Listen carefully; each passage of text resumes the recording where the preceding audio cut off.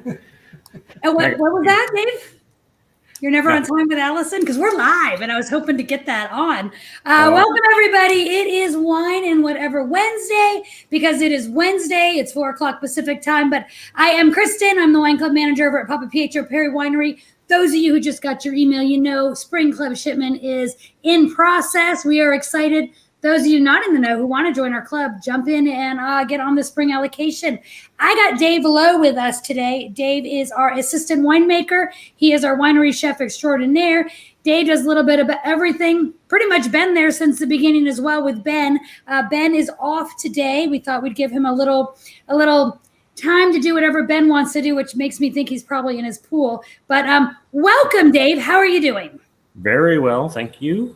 You're so welcome. I was just at the winery and I was telling Dave that I had to haul butt home so I could talk to Dave because I didn't want to talk to you with a mask on, I guess. I don't know what the reasoning is. But anyways, welcome. So we've got a couple different wines open with us today. We've got the 2019 Peters Vineyard Chardonnay, and then we're going to move into our 2018 Sonoma Coast Pinot Noir. So most important piece, Dave cooks our lunch for us Monday through Friday, every day at the winery. Dave, Chinese food yesterday I heard was off the hook. What did you cook today?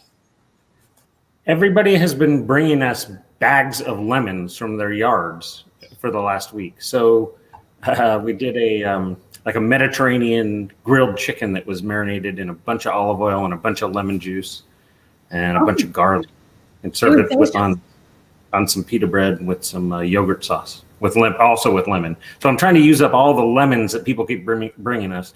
We've also actually we juiced about, must have been 10 pounds of lemons and froze the juice and put it in the freezer. And we had the foresight to zest the lemons first, and they're steeping in a bottle of vodka right now. So nice. We'll have some limoncello in our future.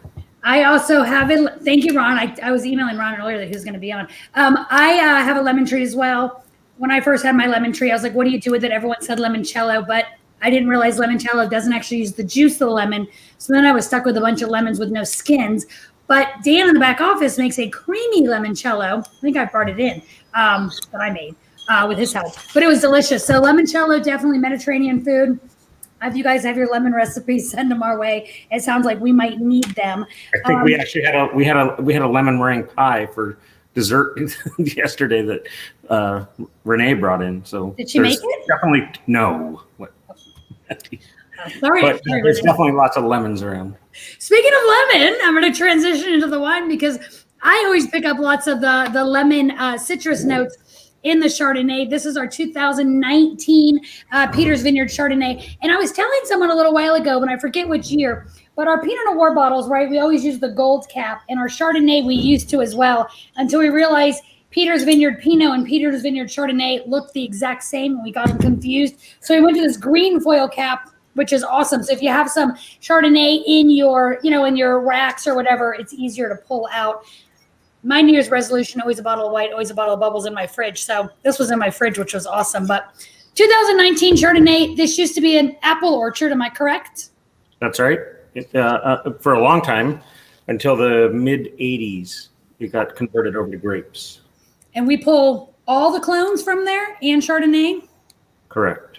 And I think this vintage, especially, maybe because I have lemons on my mind, but this is actually a lot more citrusy than previous years.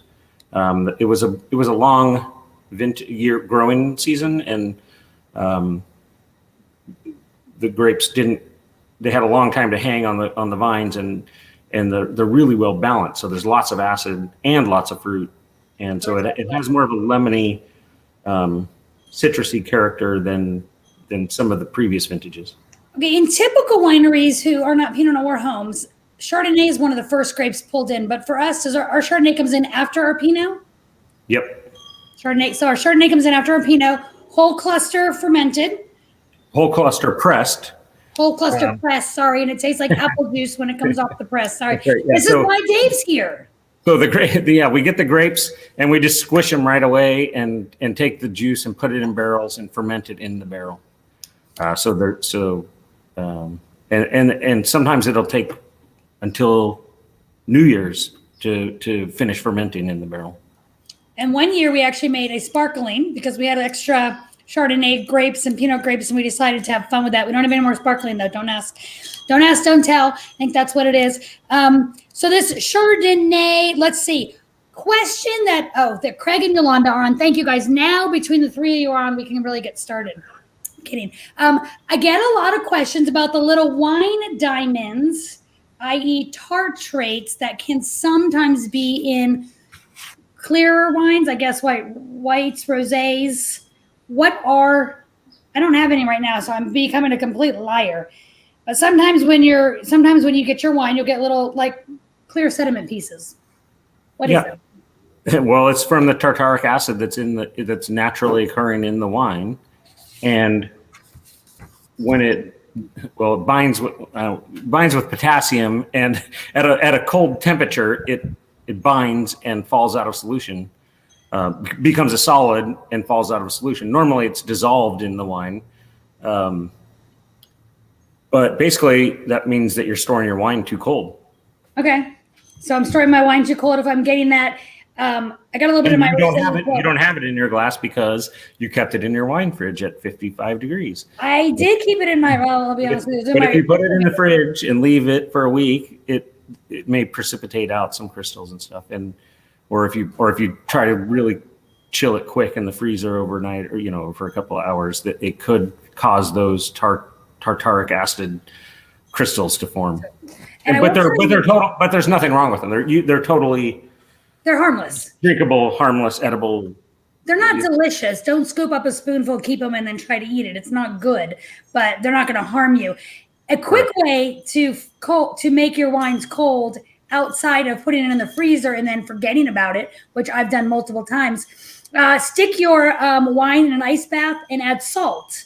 Because some reason, right, the kosher salt or the salt makes it colder faster. Yep. What is the difference between fermenting in barrel versus in stainless steel tanks? There are many differences, but the main thing is that in tanks you can actually kind of control the temperature of the fermentation. But we prefer to ferment in barrel because there's an interaction between the tannins in the wood and the toast in the wood with the skins of the grapes, and the way that the fermentation process goes. There's some chemical processes that bind and form different flavor compounds. So we feel like it gives us more complexity. And do we filter our whites? I know you can do filter, you can do fining. I've heard egg wash being used or eggs being used. Yeah, so Dan was asking earlier about fining with fish bladders, which is a age-old process. Egg whites are the same. Fish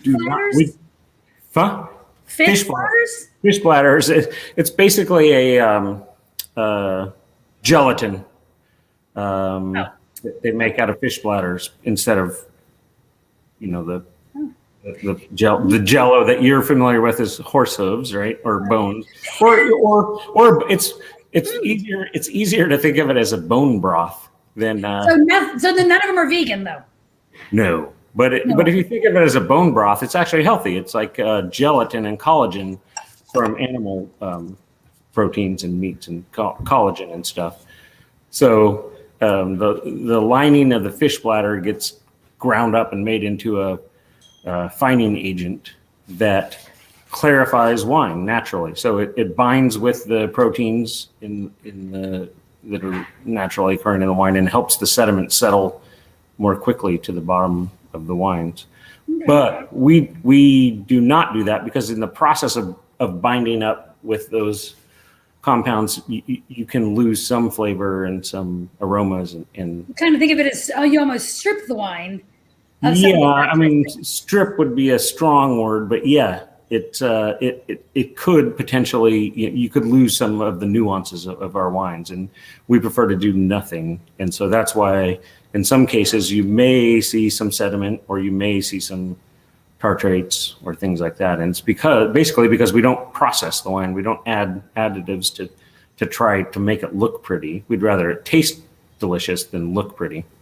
Well, you hit it out of the ballpark on both because the color of this. So normally when you look at the wine, you always want to look at the color first. The color is gorgeous. It's this nice hay straw. I don't know, what do you call it? This nice, beautiful, light yellow. That happens also as a result of the barrel fermentation too, because it's in contact with the lees from the yeast sediment when it's fermenting. So it does develop a really pretty yellow color. So some of this color comes from the barrel? Yep, and the fact that it was fermented in the barrel, yes. Okay. So if you ferment it in stainless, sometimes you have a more pale Chardonnay. Okay. This is gorgeous. And if it ferments in stainless, aren't you going to pick up more of those steel minerality notes? Yeah. Is the barrel? Mm-hmm. It's more of the lack of the barrel than you don't pick up flavor from the steel. It's more the lack of flavor from the barrel. Yeah. Okay, I like it. I like what you guys do with our Chardonnay. I think it's delicious. We make one Chardonnay. Ben likes to tell the story on it. He used to make Chardonnay all the time, and then ABC came around, anything but Chardonnay. We stopped making Chardonnay for a few years. Chardonnay kind of came back. Ben and Bruce said, we miss it. We love it. We'll drink it, so we'll just make it. And if people don't want to drink it, we don't care because we will. Unfortunately, Ben and Bruce, you guys make great Chardonnay, so it's not all for you guys anymore. As attested, Dave and I are both drinking it right now, but delicious. Next thing you want to do, you swirl, swirl, swirl, and then you want to smell. And this is where I really get the lemon. This is where I get especially that's what I was saying about especially this vintage. It's pretty citrusy. It is. It's nice, but it's not overpowering at all. It's easy drinking. Unfortunately, all our wine is easy drinking. And then, of course, then you want to, you can go to the side and look at the meniscus and look at the color. You know it's a good Chardonnay when you can see through it. You can see the words through it. I'm kidding. That's what we use for the Pinot, but it's also true for Chardonnay. You don't want to drink Chardonnay that you cannot see the words through, because chances are that's probably not Chardonnay. Well, that's when you want to, that's when you should have used some fish bladders to make it clear. Yeah, that's true. And Chardonnay ages, it gets darker in color, gets more golden, darker in color, and actually gets a richness to it. I think Ben was opening up some 05s or 15s, something recently. He's on, maybe he'll let me know. And he said he was loving them. They were drinking great. So I pulled some cases out of the library and sent them his way. Talk to me about what's going on in the vineyard right now. So right now it's a little dormancy season is what you think. If you come visit us right now, because we are open, so you can come visit us. If you come visit us right now, it looks like the vines are dead or dormant. There's not much going on, but in reality, there's a ton going on. What is happening in the vineyards? Actually, the vines are just starting to come to life. So maybe the Chardonnay might start the buds that will grow into the shoots that will grow the grapes are just starting to swell a little. So they start swelling a little, and then they get fuzzy. The vine starts swelling? No, the buds. Like little buds along each cane they'll start swelling, which they're doing now because it's been warm for the last week, and we've kind of been lacking some rain, so it's a little unseasonable, but we're about on schedule for the growing season. So the buds will start swelling, and then they'll push out a little white fuzzy tip, and then the shoots will pop out of that and start growing here, and in the next couple weeks. And we actually have John and Diane Bucher, our special guests. Next week they produce great Pinot Noir. We buy some grapes from them, and hopefully we can have some pictures of some buds, some of this in 2 weeks' time, because once it starts going, it kind of snowballs. Yeah, right? it goes quick. I mean, all the cherry blossoms are blooming along the road here by the winery, and the daffodils are in full bloom. Daffodils, did you say? I have a picture of our daffodils. So I have been with the winery officially 8 years, by the way, and I started in March, end of February, beginning of March, and I remember driving up when I was brand new and seeing all the daffodils along, and daffodils are gorgeous. We took a little picture. Here are some of the daffodils over on the side of the winery, and the Wallenspiels who own the property used to have some scissors hanging on a hook over there. You could go and help yourself to daffodils all day long if you wanted, and I know some people liked to go out and get daffodils. Do you know a story about that? This time of year from starting last week and going into next week, I try to take home a bunch of them every day for my wife. Every day? Every day I bring home a bunch. Did she first think you were doing something wrong? It never hurts to have some fresh flowers when you walk in the door. I pick my own. Obviously, mine are dead because I don't have anybody picking them for me every day. I got to get on that, apparently. These are mine, and I picked these from the winery, but they're dying, so I need to go get more. But you get them for your wife. Tyson gets them for Rita. Dan gets them for Karen. Ben gets... Roses for Yolanda. Yeah. Ben makes money, you guys, right, for being cheap. Well, he's the boss, and so I'm scrounging for daffodils on the hill. Oh, I don't know about that. Ron's saying they still have snow on the ground. Our daffodils come from Trader Joe's. Fair, Ron. Well, next time you come out, if you come out this time, we'll get you some daffodils as well. No, they're beautiful. They're such happy flowers. You see them popping up everywhere, and they are. Ruth actually planted over 20,000 bulbs at one point. And they're all different varietals of daffodils. So they bloomed at different times. So they kind of actually do end up blooming for over 6 weeks. I got yellow ones. Here are some white ones. Yeah. They also have the narcissus. What are they called? Mm-hmm. But those are so strong smelled. My kids were driving them nuts. I had to get rid of them. No, they're gorgeous. Elsewise in the vineyard, there's another plant that is extremely prominent out and about. You see that anytime you drive through the valley, and that would be mustard, right? Mm-hmm. Mustard is everywhere. Here is one of the pictures. I don't know if this is our winery across the street. Yep. What is up with that beautifully? So the best thing about seeing the vines is they're such great routine rows. They're just, I can't even think of the word, but they're gorgeous out there. You see mustard everywhere. And the mustard does what? Well, they plant a lot of mustard and peas and beans, a lot of fava beans, because they're there's only a few species of plants that are they call them nitrogen fixers. So they take the nitrogen out of the air, and there's a bacteria on their roots that sort of stores the nitrogen. So it's very common to plant these cover crops in between the rows for the health of the vine. So unfortunately for us, because I love fava beans, as much work as they are to cook, they get tilled into the ground and under the ground before they get mature. So that we don't actually see any mature fava fruit out there, but they're in between every row out there. And pretty probably in the next week, they'll till them under, and then the grapes will get the benefit of the nitrogen from the roots. I used to tell people that while you may think the vines are dormant, you may think the vineyards aren't doing much. In reality, this time is when the winemakers, the grape growers are deciding what is that cover crop, what needs to go back into that soil. And I think Nick Laris was saying once that he decides that during the harvest, like come July, August, he'll go, what do the vineyards need back in come springtime? So he pre-plants and they get it ready, because while you think it's just pretty, it's all in there, it's great, it's really actually adding a purpose, and it's adding everything back into the soil that the grapes need. Now, I have a very serious question, of course, and you know where I'm going with this because I already told you, but what kind of mustard is it? Is it this mustard or is it this mustard? Because my assumption would be with the Dijon clones. That's right. We're growing Pinot here. We use this mustard, right? Exactly. But your American varietals, maybe you have that mustard in between your vineyards. Is there truth to that? we're growing mustard. Mustard is mustard, Kristen. Get it right.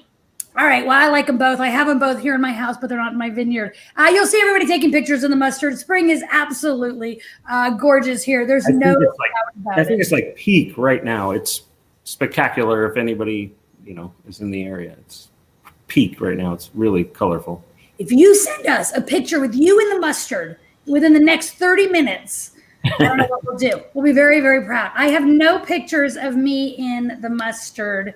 When I first moved to the valley, there were like mustard festivals. There was mustard everywhere. But and I see everybody on the side of the road taking pictures in the mustard.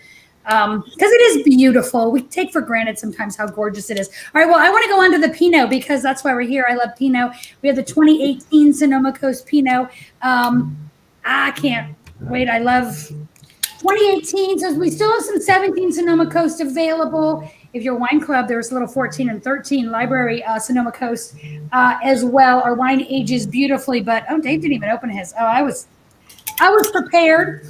So 2018 Sonoma Coast Pinot Noir. It's a blend of, if I'm correct, 3 different vineyards over by the Sonoma Coast, right? It's Campbell and 2 others. I'm trying to remember what they are off the top of my head, but I don't have it in front of me, but it's Newness and Campbell and Peters.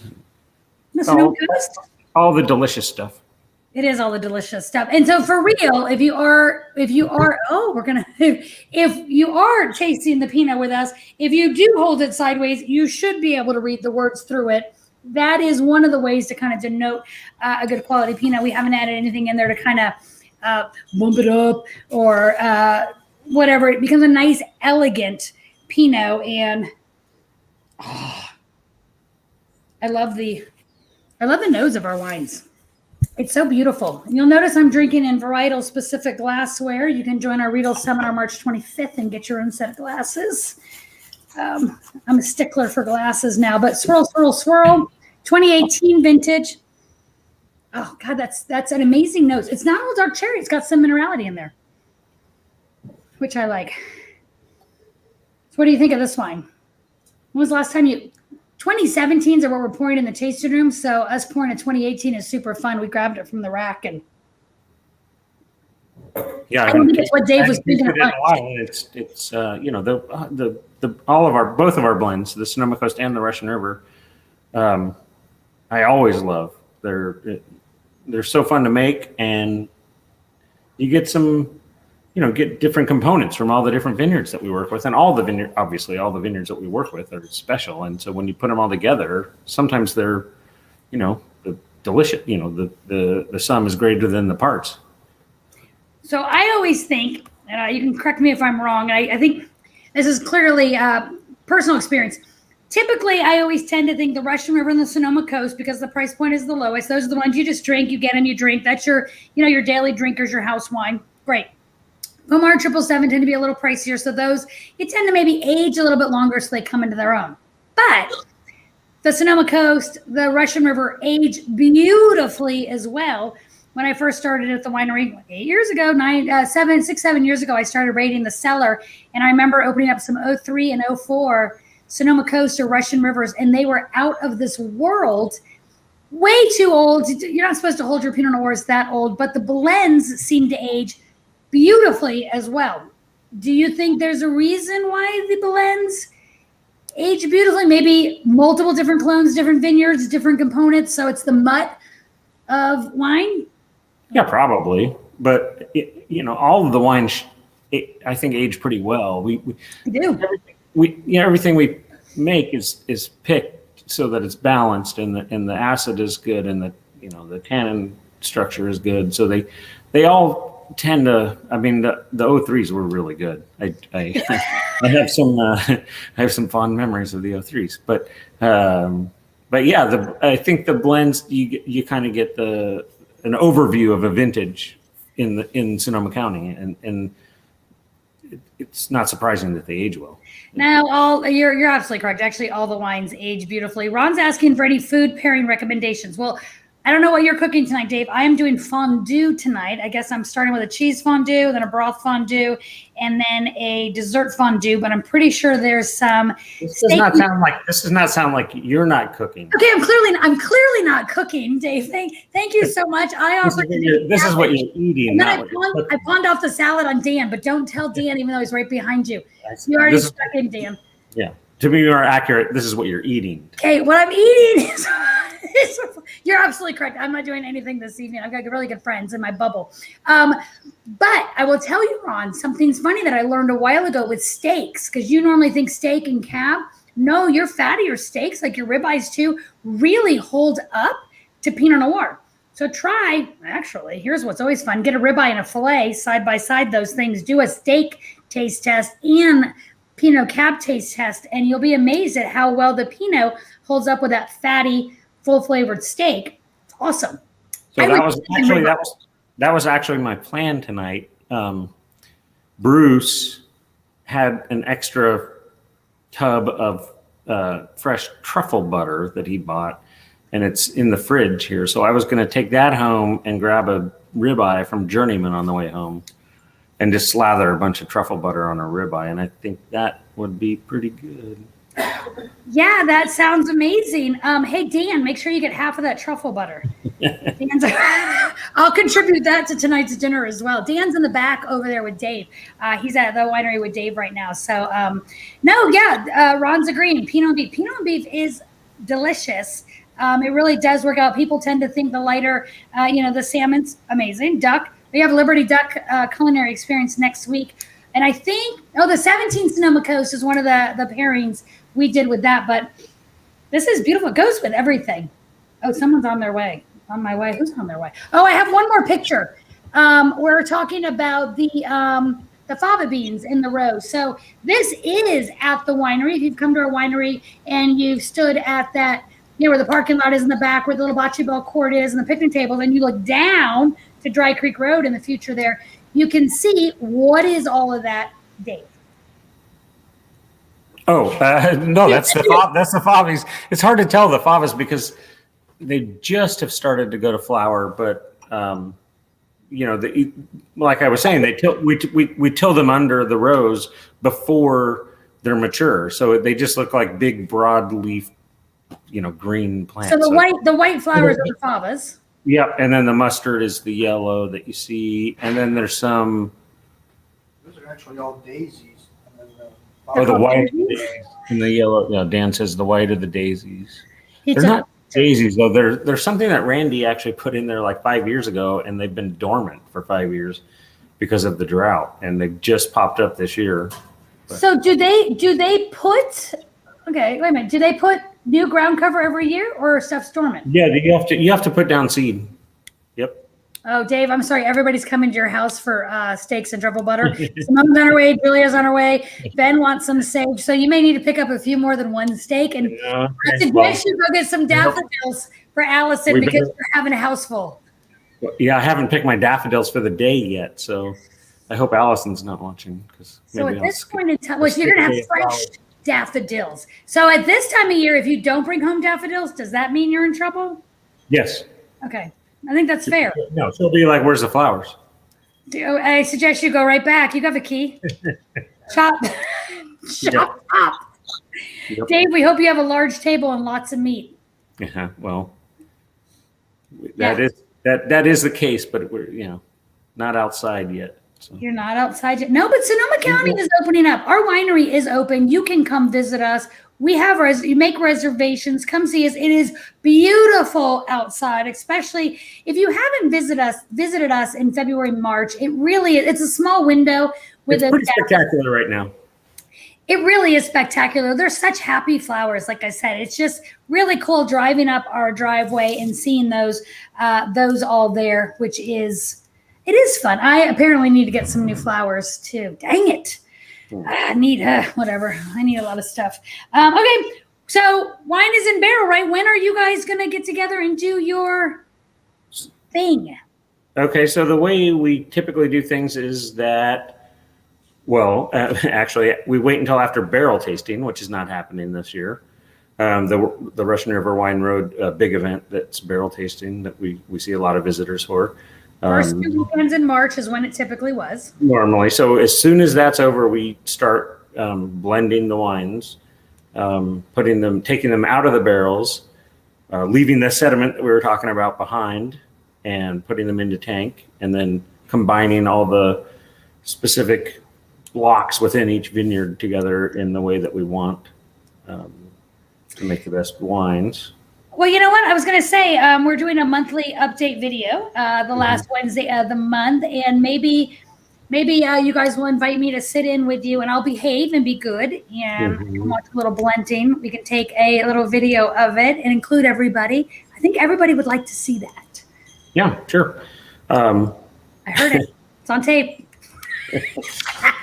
Now you're screwed. But yeah, no, man, it's this time of year that we'll rack the wines and blend them the way we want, and then they'll rest until the end of August, and then we go into bottling, and you guys play a game where you bottle 1 week, and literally grapes come in like 2 days later, and you don't get to rest again for quite some time. So we have. Beautiful thing, again, we are open, but we are also the virtual place to be, which is super cool because we have so many virtual events coming up.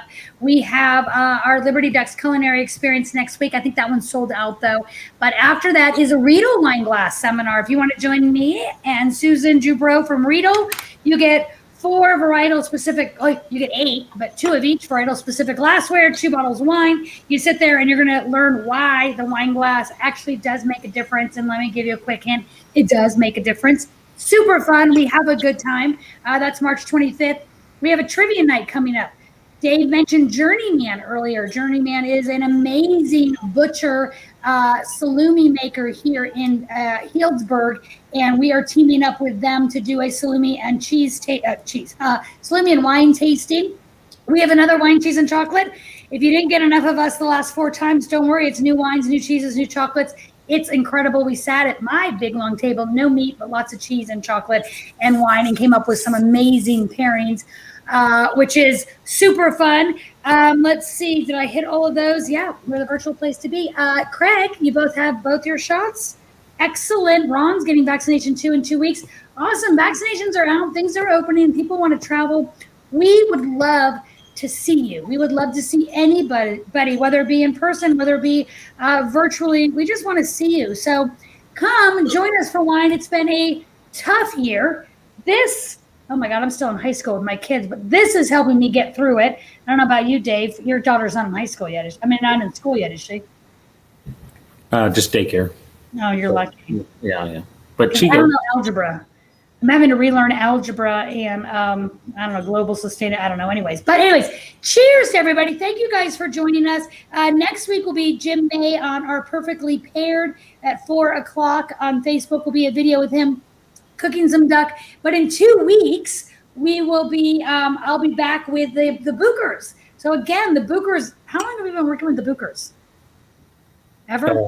Over 10 years. Yeah. Forever. So you guys may have other wineries purchase their grapes. They make their own wine as well. We love the Bookers. They're going to be on with us. So hopefully we'll have some pictures of Bud Break. We can hear from them. We can pick their brain with the growers. And cheers to everybody. Open a bottle, drink some Papa Pietro Perry tonight. Cheers. We're thrilled to see you. Thank you, Dave, for joining me again. And I guess I'll see you up here tomorrow picking flowers. You'll not see me there tomorrow. I'll be at home on email. Dan will be there. But I will probably be picking flowers. Go pick your wife some flowers. Yep. Cheers.